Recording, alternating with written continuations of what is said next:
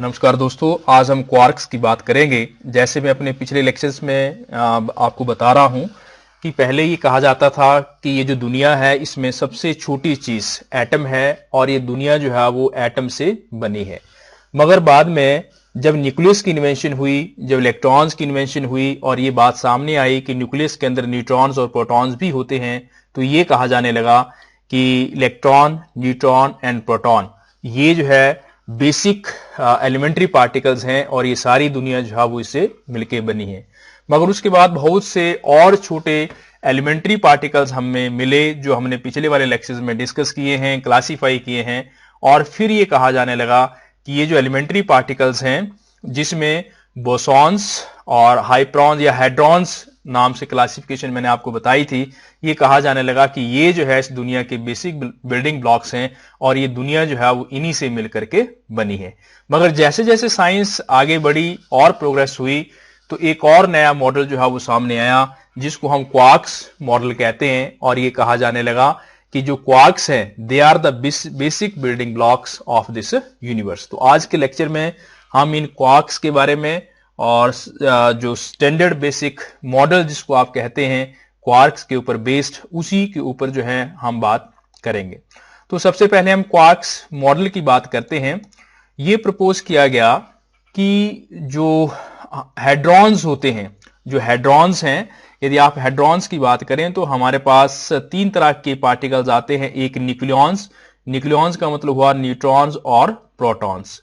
दूसरी तरह के हैं मिजॉन्स, मिजॉन में मैंने कहा था के मिजॉन, पाई मिजॉन, ये मिजॉन्स में। उसके बाद हाइप्रॉन, हाइप्रॉन में सिग्मा की बात हुई थी, लैम्डा की बात हुई थी और कैस्केड की बात हुई थी। इस तरह से कुछ हमारे पास हाइप्रॉन्स थे। तो ये जितने भी हेड्रॉन्स हैं, ये हेड्रॉन्स जो है वो basically these are not elementary particles but they are made up of some small charge particle, कि ये फर्दर जो हैं वो आगे किसी और छोटे चार्ज पार्टिकल से बने हुए हैं और वो जो चार्ज पार्टिकल्स हैं उन्हें नाम दिया गया क्वार्क्स। तो बेसिकली ये कहा गया कि जितने भी हेड्रॉन्स हैं, हेड्रॉन मींस न्यूक्लियॉन्स, मिजॉन्स, हाइप्रॉन्स, वो सभी के सभी जो है वो क्वार्क्स से मिलके बने हैं। और ये कहा गया कि जो क्वार्क्स है दीज आर द स्मॉलेस्ट और building block of basic unit of the matter. तो हम कहें इसका मतलब जो हेड्रॉन्स हैं, जो एलिमेंट्री पार्टिकल्स मैंने बताए थे आपको, न्यूक्लियॉन्स, मिजॉन्स, हाइप्रॉन्स, और ये कहा था कि ये बेसिक पार्टिकल्स हैं। मगर क्वार्क मॉडल में ये कहा गया कि these are not basic particles, ये फर्दर जो है कुछ और छोटे चार्ज पार्टिकल से मिलके बने हैं और उनको जो है वो क्वार्क्स कहा गया। और ये कहा गया कि जो क्वार्क्स हैं बेसिकली वही जो है बेसिक बिल्डिंग ब्लॉक हैं इस दुनिया के या मैटर के। 6 तरह के क्वार्क्स जो हैं वो प्रपोज किए गए। यदि आप बेसिक देखें, इसको हम ऐसे बोलते हैं up, down, strange, charm, top, bottom. इसको आप इस तरह से याद रख सकते हैं। पहले आप यू लिखेंगे मींस अप और फिर डाउन, उसके बाद चार्म और फिर स्ट्रेंज, फिर टॉप और फिर बॉटम। तो ये 6 तरह के क्वार्क्स जो है वो प्रपोज किए गए और इन 6 क्वार्क्स के ही एंटी क्वार्क्स भी होते हैं। तो सेम जितने क्वार्क्स होंगे उतने ही इनके जो है वो 6 एंटी क्वार्क्स भी होते हैं। तो जितने भी हाइड्रॉन्स हैं वो इन 6 क्वार्क्स से मिलकर बने हैं। आप इसको ऐसे याद रखेंगे, UD, up, down, charm, strange, top, bottom. और ये जितने भी क्वार्क प्रपोज किए गए, ये कहा गया कि इनका जो चार्ज है, यदि आप क्यू चार्ज की बात करें तो +2/3e, जो ऊपर वाले हैं इनका 2/3e और जो नीचे वाले चार्ज हैं इनका -1/3e। पहले हम कहते थे कि जो भी चार्ज इस दुनिया में होता है that is always integral multiple, quantized. तो मतलब वो ई के इलेक्ट्रॉन का मल्टीपल हो सकता था मगर फ्रैक्शन नहीं। मगर यहां क्वार्क्स के केस में जो चार्ज प्रपोज किया गया it is not quantized. 2/3e ये फ्रैक्शन है ई का, ये प्लस साइन के साथ और माइनस साइन के साथ। तो यू, अप, चार्म और टॉप, ये तीनों क्वार्क्स का जो चार्ज है वो +2/3e होता है और D, S, B, down, strange और बॉटम चार्ज का -1/3e होता है।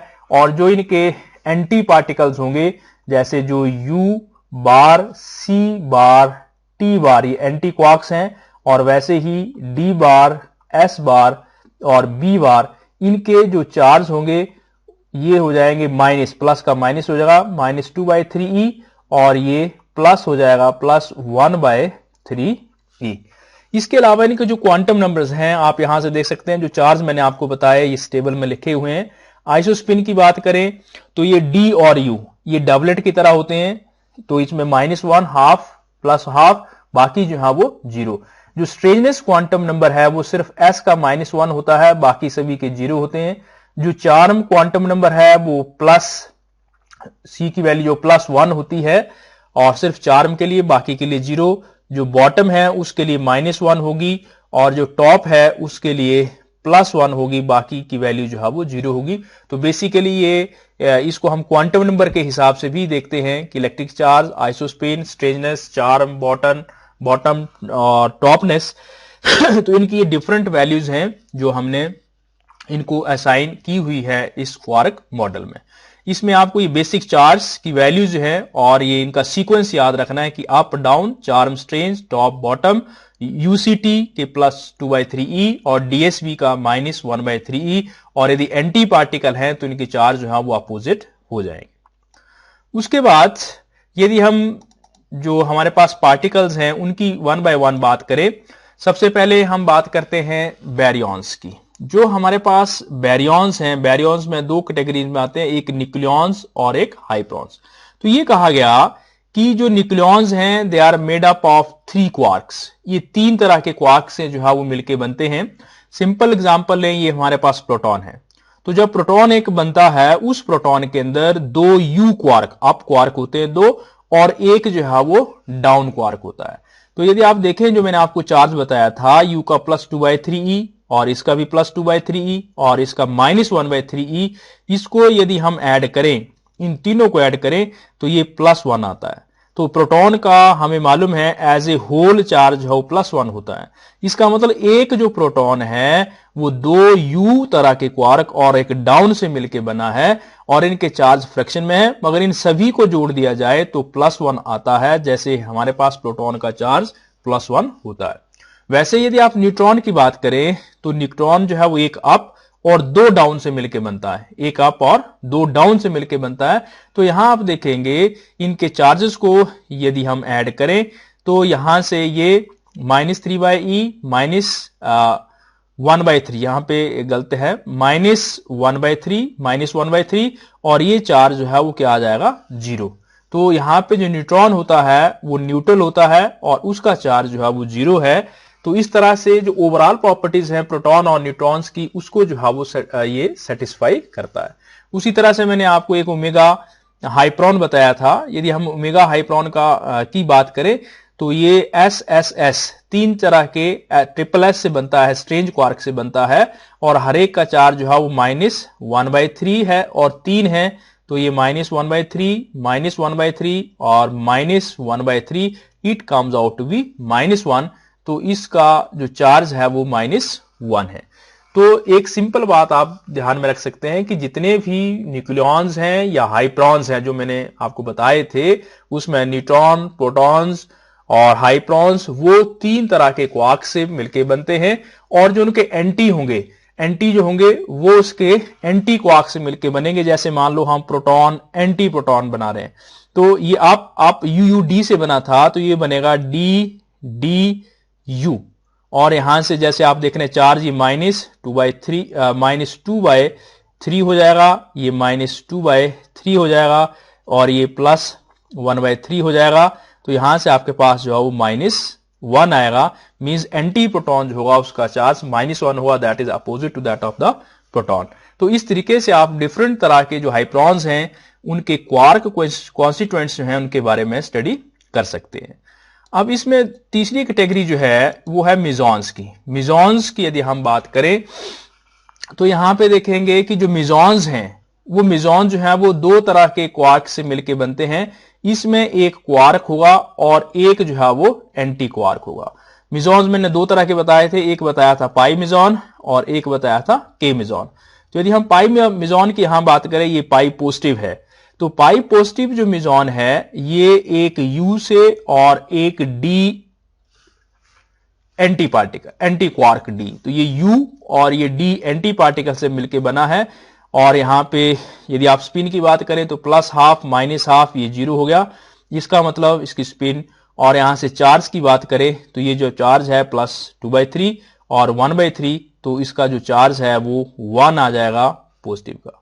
और उसी तरह से यदि आप नेगेटिव की बात करते हैं तो ये जो इसका चार्ज है वो -1 आ जाएगा।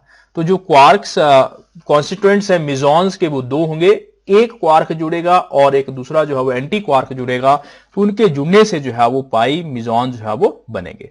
उसी तरह से यदि हम के मेसॉन्स की बात करें, जैसे ये सेम चीज फिर दोबारा से पायोन्स की बात जो पाई मेसॉन्स में बता रहा था, तो ये पाई पॉजिटिव U D बार, और यदि पाई नेगेटिव है तो U बार D, और पाई नॉट है तो U बार, एक क्वार्क और एक एंटी क्वार्क।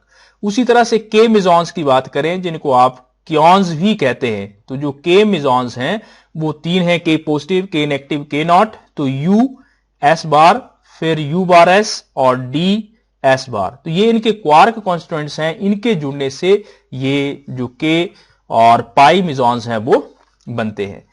तो यहां तक जो हमने बात की, हम ये कह सकते हैं कि कॉम्बिनेशन ऑफ लेप्टॉन्स को हमने यहां इंक्लूड नहीं किया, और साथ में U एंड D क्वार्क्स, एक हो गया लेप्टॉन और दूसरा U और D क्वार्क्स जो है जब ये आपस में मिलते हैं तो जो पार्टिकल्स बनाते हैं वो स्टेबल पार्टिकल्स होते हैं। और दूसरी तरफ यदि लेप्टॉन्स और S और C क्वार्क्स यदि आपस में मिलते हैं तो वो जो पार्टिकल्स होते हैं वो अनस्टेबल होते हैं। तो यहां तक जो हम बात हुई उसको हम थोड़ा सा कंक्लूड करें तो हम ये कह सकते हैं कि जो भी एटम है that is made up of the hadrons में आ गए न्यूक्लियॉन्स, बैरियॉन्स, हाइप्रॉन्स और साथ में लेप्टॉन्स। तो लेप्टॉन्स तो अलग हो गए, वो अल्टीमेट है, उनको आगे नहीं तोड़ा जा सकता। मगर जो हेड्रॉन्स हैं जिसमें बैरियॉन्स, न्यूक्लियॉन्स और हाइप्रॉन्स आते हैं वो तोड़े जा सकते हैं, और उनका कॉन्स्टिट्यूएंट क्या होगा? क्वार्क। इसका मतलब लेप्टॉन्स और क्वार्क जो हैं वही दो चीजें हैं जिनसे जुड़ करके जो है वो मैटर या एटम बनता है, और एटम से जो है ये पूरी यूनिवर्स या पूरा मैटर जो है वो क्रिएट होता है। तो अभी तक क्वार्क कॉन्स्टिट्यूएंट के बारे में जो हमने पढ़ा उसको कुछ ऐसे सिंपल डायग्राम से याद रख सकते हैं। इस तरफ ये देखेंगे आप तो ये एस स्ट्रेंजनेस क्वांटम नंबर है, और इस तरफ देखेंगे तो आइसोस्पिन है I3। तो ये न्यूट्रॉन है जो DDU से बनता है, DDU, और प्रोटॉन है तो UUD। और यहां देखेंगे तो ये DDS और ये आ गया UDS और ये UUS, और यहां से ये हो गया SDS और ये हो गया SUS। यहां देखेंगे आप जब इस तरफ चलेंगे तो D को U में कन्वर्ट कर लो, DDU था, एक D कन्वर्ट हो गया तो UUD हो गया। जब आप यहां से इस तरफ चलेंगे तो D को U में बदलते जाएंगे तो एक होगा UDS, और फिर दूसरे को बदलेंगे तो हो जाएगा UUS। वैसे ही SDS है तो D को U में बदलेंगे तो SUS। इस सिंपल डायग्राम से आप इनके जो कॉन्स्टिट्यूएंट्स हैं पाई मेसॉन्स के, न्यूक्लियॉन्स के और ये जो कैस्केड है इनके जो है वो याद रख सकते हैं। एक सिंपल डायग्राम यदि आप ये प्रिपेयर कर लेते हैं तो यहां से इनके क्वार्क कॉन्स्टिट्यूएंट्स पता चल जाएंगे, साथ में स्ट्रेंजनेस क्वांटम नंबर जैसे ये है लैम्डा या सिग्मा नॉट, उसका जो है वो ये क्वार्क कॉन्स्टिट्यूएंट और इसकी वैल्यू -1। और इस तरफ देखेंगे तो आइसोस्पिन की वैल्यू 1 है, जबकि इन दोनों की जो है वो हाफ है, और यहां पे देखेंगे तो इन दोनों की जो है वो -½ है और इसकी जो है वो -1 है। तो यहां इस एक सिंपल डायग्राम से आपको आइसोस्पिन और स्ट्रेंजनेस क्वांटम नंबर और साथ में इनके क्वार्क कॉन्स्टिट्यूएंट्स का बेसिक आइडिया याद रखने में जो है वो आपको हेल्प मिलेगी। अब यहां तक बात हुई कि जो प्रोटॉन्स हैं वो 3 तरह के क्वार्क से बनते हैं, जो मेसॉन्स हैं के और पाई वो 2 तरह के क्वार्क से मिलकर बनते हैं। मगर एक यहां पे प्रॉब्लम है, that is the Pauli's exclusion principal. हम पॉलीज एक्सक्लूजन प्रिंसिपल पढ़ते आए हैं, वो ये कहता है कि 2 तरह के particles which has the same quantum number वो एक ही जगह पे नहीं रह सकते। मगर हम ये कह रहे थे कि जब आप प्रोटॉन्स की बात करते हैं या जब आप न्यूट्रॉन्स की बात करते हैं तो हम वहां कहते हैं प्रोटॉन्स में हम ये कहते हैं कि एक U और D, और न्यूट्रॉन्स की बात करते हैं तो हम कहते हैं कि UDD। तो यहां पे क्या है कि 2 U एक ही तरह के पार्टिकल्स हैं और 2d एक ही तरह के पार्टिकल्स हैं, तो यहां पे it is a violation of the Pauli's exclusion principal, क्योंकि दो पार्टिकल सेम क्वांटम नंबर के सेम ही तरह के एक ही जगह पे इकट्ठे रह रहे हैं, तो ये पॉलीज एक्सक्लूजन प्रिंसिपल को वायलेट करता है। तो इस चीज को अवॉइड करने के लिए एक और चीज प्रपोज की गई, उसको हम कहते हैं क्वांटम कलर्स और फ्लेवर्स। ये कहा गया कि ये जो क्वार्क्स मैंने आपको बताए थे 6 तरह के, मैंने आपको 6 तरह के क्वार्क्स बताए थे, up, down, charm, strange, top, bottom. तो ये कहा गया कि ये जो 6 तरह के क्वार्क्स हैं, ये हर एक क्वार्क जो है वो 3 तरह के कलर्स जो है वो पोजेस करता है। मींस यू क्वार्क जो होगा उसमें 3 कलर्स होंगे, एक रेड, एक ग्रीन, एक ब्लू। और वैसे ही जो एंटी क्वार्क होगा उसमें एंटी रेड, एंटी ग्रीन और एंटी ब्लू। तो हर एक क्वार्क जो होगा उसमें 3 फ्लेवर होंगे या 3 स्टेट्स होंगी। तो हमारे पास जो क्वार्क्स हैं वो 6 हैं और हम ये देख रहे हैं कि एक के कलर जो है वो 3 हैं, तो ये 18 हो गए। जो क्वार्क्स हैं उनके लिए 18 और जो एंटी क्वार्क्स होंगे उनके लिए भी 18 तरह के कॉम्बिनेशन जो है वो पॉसिबल है। तो जब हम ये कहते हैं कि प्रोटॉन यू डी से मिलकर बना है, तो इसमें जो एक यू होगा वो एक तरह के कलर का होगा, दूसरा यू जो होगा वो दूसरे तरह के कलर का होगा। इसलिए है दोनों ही u, but they have the different colours और फ्लेवर्स और स्टेट्स। इसका मतलब ये अलग अलग स्टेट्स में है, अलग अलग फ्लेवर में है, तो पॉलीज एक्सक्लूजन प्रिंसिपल जो है वो वायलेट नहीं करता है। तो यहां पे हम देखें ये बेसिक कलर्स ग्रीन और रेड और यहां देखेंगे आप ब्लू, ये 3 कलर्स हैं। तो इसमें यदि ग्रीन और रेड जो है वो आपस में मिक्स होता है तो येलो बनता है। उसी तरह से ब्लू और रेड मिक्स होगा तो मैग्नेटा तरह का कलर बनता है, और ग्रीन और ब्लू यदि मिक्स होगा तो क्यान तरह का कलर जो है वो बनता है। और जब तीनों कलर्स आपस में मिक्स होंगे तो यहां पे व्हाइट बनता है।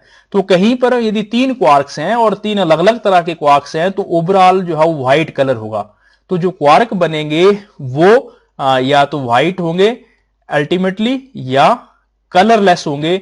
उसी तरह से जैसे हम कहते हैं कि जो सनलाइट होती है उसमें 7 कलर्स होते हैं और जब आपस में मिलते हैं तो वो व्हाइट हो जाता है, कलरलेस हो जाता है। तो बिल्कुल सेम यहां पर भी डिफरेंट तरह के कलर्स या डिफरेंट तरह के स्टेट्स होती हैं और वो जब आपस में सुपरइम्पोज करती हैं तो फाइनल जो पार्टिकल बनता है वो व्हाइट या कलरलेस बन जाता है। और वैसे ही यदि एंटी है तो एंटी ग्रीन का मैग्नेटा, और एंटी रेड है तो क्यान, और एंटी ब्लू है तो येलो, और ये एंटी तीनों जो है वो सुपरसीड करेंगे, सुपर इंपोज करेंगे तो व्हाइट। तो बेसिकली ये जो कलर्स हैं या फ्लेवर्स हैं, these are the different states of the same quark to avoid the violation of the Pauli's exclusion principle. उसके बाद जितने भी क्वार्क्स हैं, अभी हमने बात की आपके साथ कि कोई हमारे पास जैसे प्रोटॉन न्यूट्रॉन होता है तो उसके अंदर 3 तरह के क्वार्क्स जो है ये इसमें जुड़े हुए हैं। जैसे यदि आप बात करें प्रोटॉन है तो एक ये हो गया आपका U, ये U और ये D, ये इस प्रोटॉन के अंदर जो है वो रह रहे हैं। तो ये कहा गया कि ये जो प्रोटॉन है इसके अंदर ये जो हमारे पास क्वार्क्स हैं, ये क्वार्क्स आपस में रहते हैं, इसका मतलब इनके बीच में कोई फोर्स है इनको जोड़ने वाली।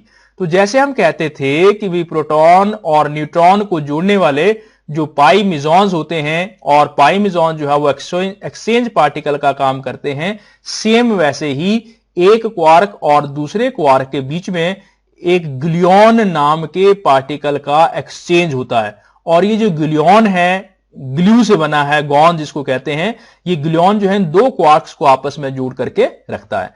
तो ये 2 क्वार्क्स हैं, इनके बीच में ये ग्लूऑन होगा, यहां ग्लूऑन है और ये ग्लूऑन है, और इन 2 के बीच में इस ग्लूऑन के एक्सचेंज की वजह से ये आपस में जो है वो जुड़ के रह सकते हैं। वैसे ही यदि मिजॉन तरह का पार्टिकल है जिसमें 2 क्वार्क्स हैं तो इनके बीच में जो है वो ग्लूऑन का जो है वो एक्सचेंज होगा।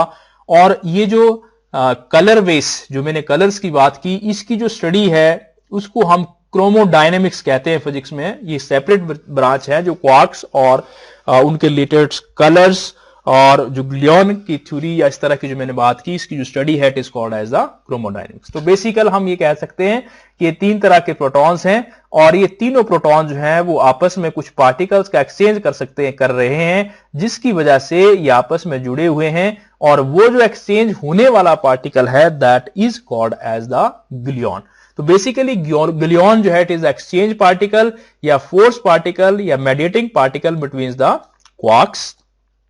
अब हम इस बात को जो भी कर रहे हैं उसको कंक्लूड करें, तो जो हमने पीछे कहा था कि हम ये कह रहे थे कि हमारे पास लेप्टॉन्स होते हैं, तो ये बेसिक 6 तरह के मैंने लेप्टॉन्स लिए, ये लेप्टॉन्स हैं और ये लेप्टॉन जो है वो अल्टीमेट है, ये किसी दूसरे से मिलके नहीं बनते हैं। जिसमें इलेक्ट्रॉन है तो पॉजिट्रॉन भी होगा, इसका एंटी पार्टिकल होगा, मियॉन है, एंटी मियॉन होगा, टॉ, न्यूट्रिनो और ये 3 तरह के neutrino, these are called as the leptons. तो एक कैटेगरी होगी लेप्टॉन्स। उसके बाद मैंने आपको क्वार्क्स बताए, 6 तरह के क्वार्क्स बताए, up down, charm strange, top bottom. और ये दूसरी कैटेगरी होगी जितने भी हेड्रॉन्स हैं वो क्वार्क से मिलकर बनते हैं, ये दूसरी चीज होगी।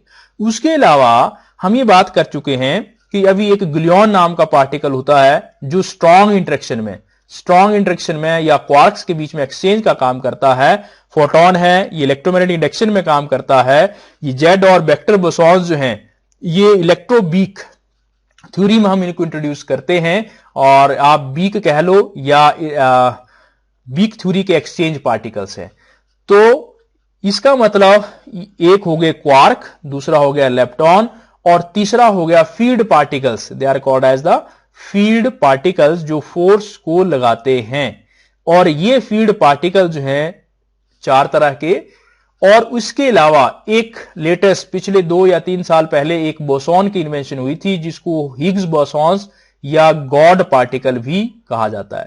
तो अब हम इसको आज की डेट में ये कहें कि ये जो पूरी दुनिया है ये लेप्टॉन्स और क्वार्क्स से मिलके बनी है। जो होल एलिमेंट्री पार्टिकल्स हैं या होल एटम है, it is made up of leptons and quarks.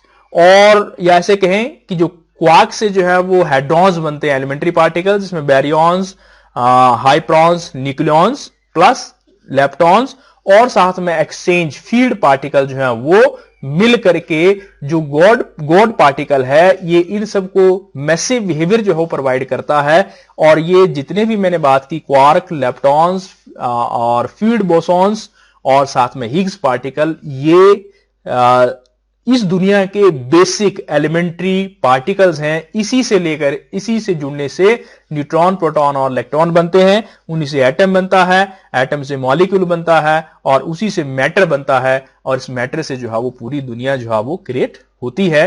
तो ये एक बेसिक मॉडल है जिसको स्टैंडर्ड मॉडल कहा जाता है। कोई भी मॉडल जो है या किसी बिहेवियर को एक्सप्लेन करने के लिए दिया जाता है, और ये मॉडल जो क्वार्क्स मॉडल मैंने यहां पे डिस्कस किया वो इस यूनिवर्स की अधिकतर थ्योरीज को जो है वो एक्सप्लेन करता है, और ये आज की डेट में मोस्टली एक्सेप्टेड मॉडल है। मुझे उम्मीद है कि ये मेरा लेक्चर आपको पसंद आएगा। यदि आपको मेरा लेक्चर अच्छा लगता है तो प्लीज इसको शेयर करें, और मेरा चैनल जो कि डॉक्टर यशपाल के नाम से है उसको लाइक करें एंड सब्सक्राइब करें। Thank you.